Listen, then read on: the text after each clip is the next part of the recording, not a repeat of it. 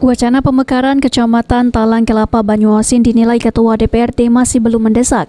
Pasalnya pemekaran kecamatan akan memerlukan anggaran, sementara kini pemerintah tengah fokus menghadapi pandemi COVID-19.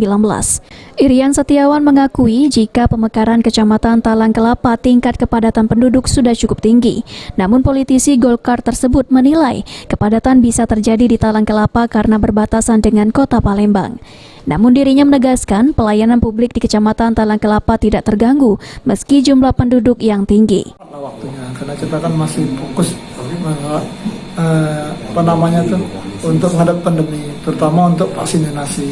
Kita perlu ada dukungan dari Pemda, dari pemerintah daerah. Walaupun vaksin itu dari pusat dananya, tapi kita harus ada dana pendukung supaya masyarakat cepat mendapat vaksinasi.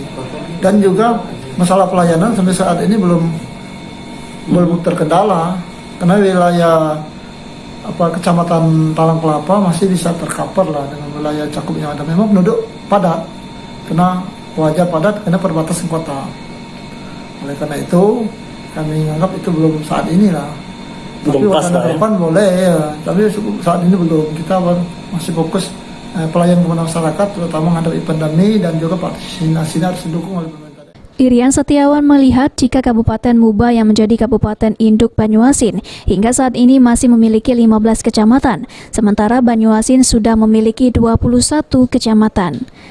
Sulaiman, PAL TV.